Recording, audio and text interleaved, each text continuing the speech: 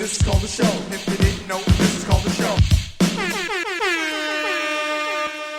Ladies.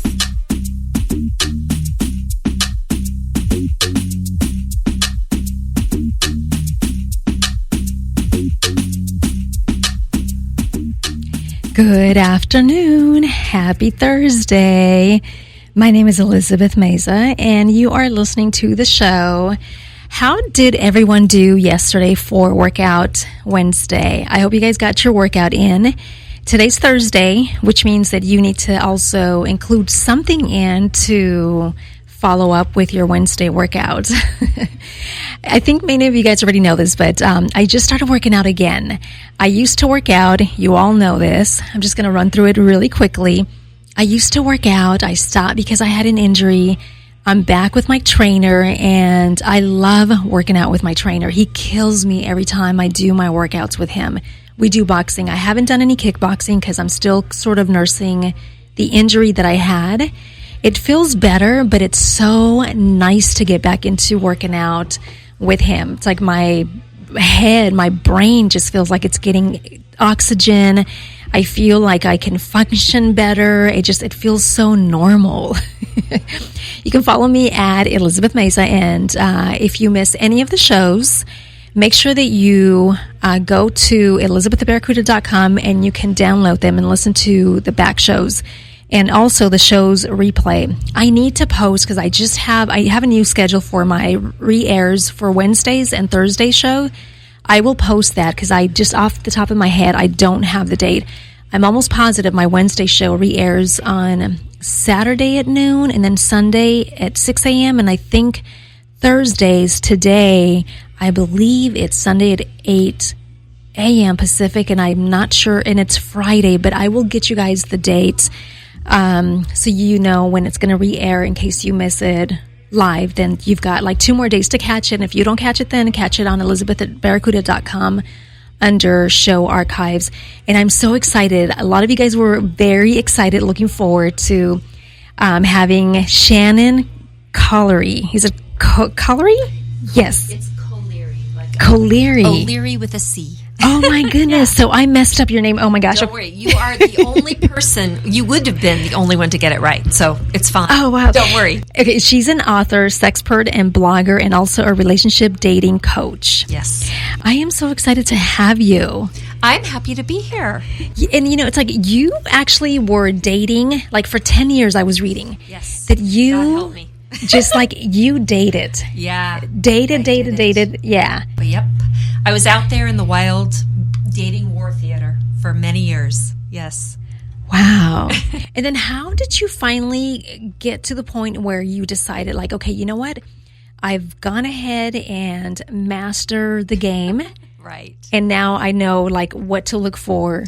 Yes. You know, I think that a lot of young women who come from pretty stable, nurturing families didn't have to walk the rocky landscape the way that I did. I think that there's a combination of 2 things that make it really complicated for women who are dating today. And one of them is we're post-feminism, which means we as women don't always feel like we want to take ownership of the fact that we want a committed relationship that might one day lead to marriage and a family. I think there's that feeling of, oh, well, that makes me insecure or less of a feminist.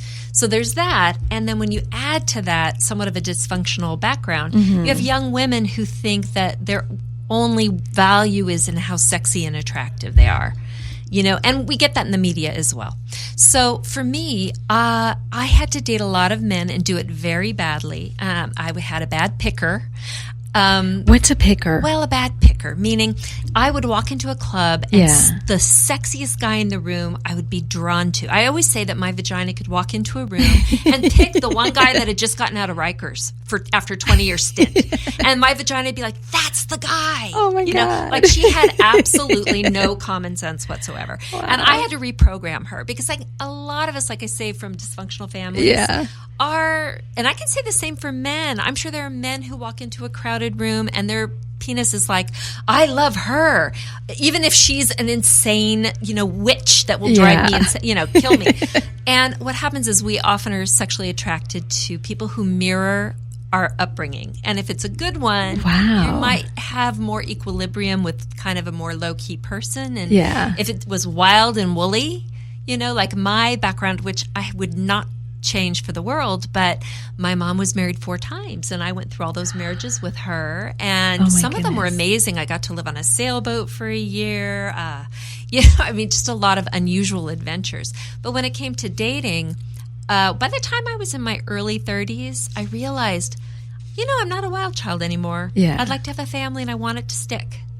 So I had to do a little bit of work on myself to figure out what I really wanted in a man. And here's the funny thing is a lot of us women were bored by the nice guys.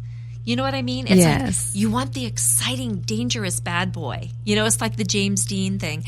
And the nice guys, it's like, yeah, get to the back of the line.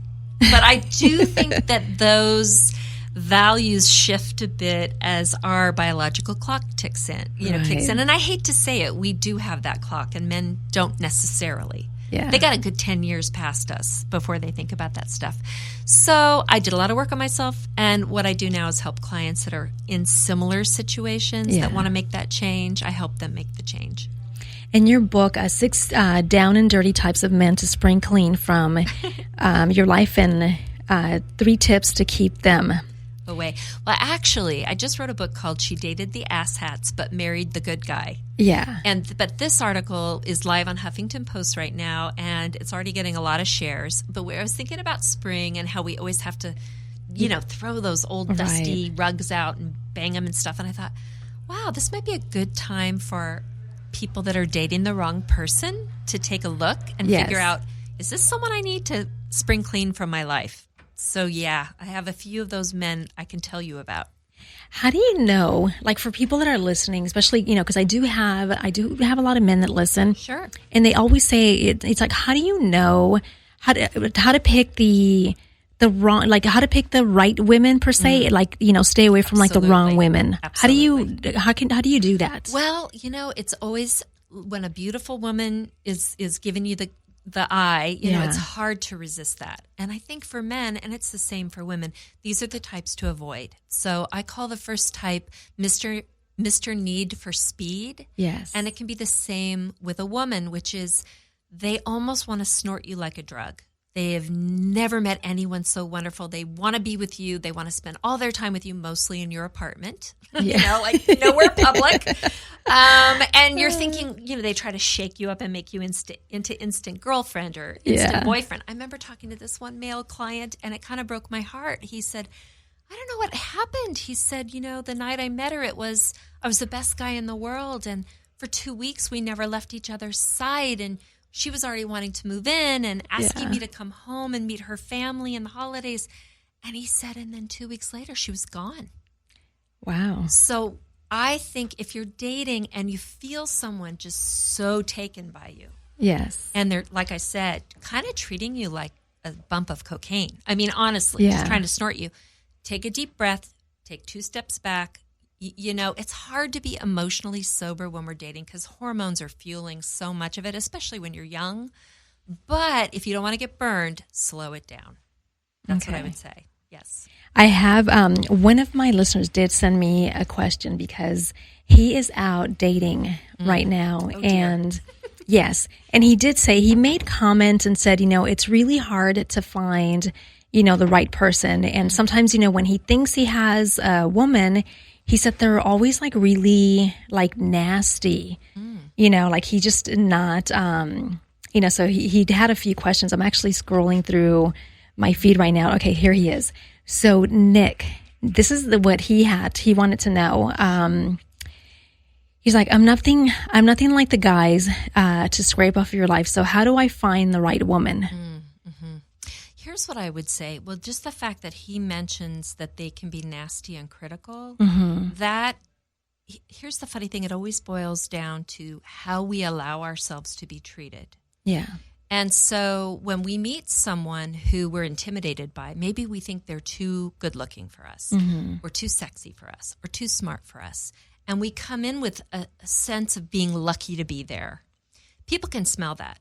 They can smell that imbalance. And if somebody is taking the power that they have in that situation and treating you poorly, I think it's always important to again, just pause, stop, take a moment and reflect. Is this the way I want to be treated by this person if this relationship continues for any period of time? And if you can take off the sex goggles, and really look at that and say, how does this make me feel about myself? It makes me feel bad. It makes me feel like I'm being used. You know what I mean? Mm-hmm.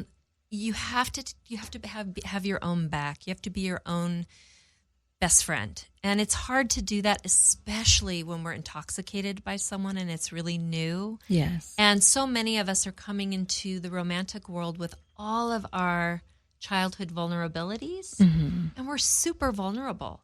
Like even the toughest guys or the hottest girls, we all have these insecurities. You can always hide them for the first couple weeks, maybe even a month, but eventually they come out. So you want to cultivate a relationship with someone who you feel safe with. And I know that doesn't sound sexy and exciting, but I mean, if you're just in it for a wild ride, have fun. Yeah. Right? And you may say, hey, all's fair in love and war. I might get my heart broken, but what the hell? Right? Yeah. But if you want more than that, do some work on yourself, It's so interesting because, his second part of the question, he did say, he's like, do I need to start acting like an asshat in order to attract women and pull a bait and switch? Yes. I would say that there is some truth in that, which is, well, what I mean by that is we women love a challenge. Yes. I think men do too, actually. I think so too, yeah.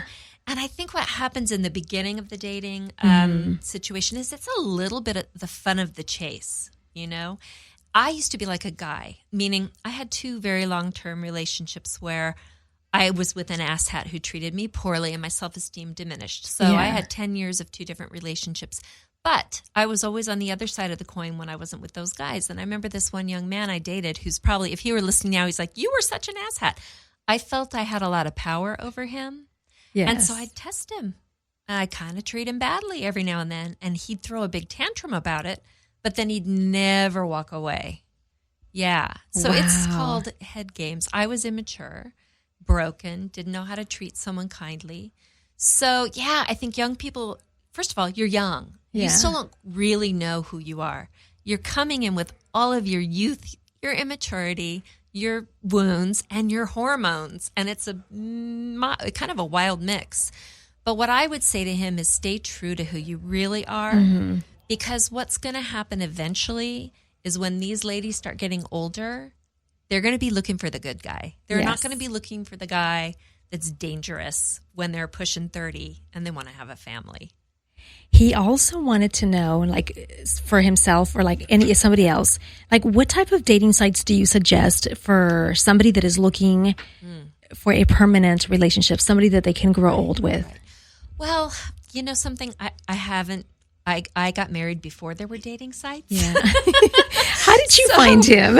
Well, that's the kind of funny thing. I was trying to get my 6'4" firefighter that I was living with to marry me. He had a posse of women that were always hiding around the corners of our relationship. And my husband was actually a screenwriting professor, and I was in his class. Sounds very risque, but there was never any flirtation or anything inappropriate. Yeah. But over the years, as I began to work as a writer, I would occasionally call him for advice. And we had a really friendly acquaintanceship for about 3 years before we dated. And, he wasn't my type. He wasn't dangerous. He wasn't 6'4". He wasn't a firefighter or a cop or a rock star, but he was just, I was ready. I was ready for a kind, steady guy who didn't take my crap. That's the other thing. You can be a nice guy, but don't let them walk on you like a doormat. I'm trying to figure out, like, how do you separate? Because, I know, like you said, you have a type or somebody that you like on your wish list. There's certain things that you want on your wish list. Yeah. And if it doesn't happen, then you kind of like, am I, like, you don't want to set yourself up to make a mistake. And the reason why I'm asking, because I went on a date with this gentleman. I finally decided 2017 is the year that I want to try and find somebody that I could grow old with. I have not put myself out there yet, but this guy, we were set up through a mutual friend. And he's a really nice guy. So all she had to say about him was he's a very nice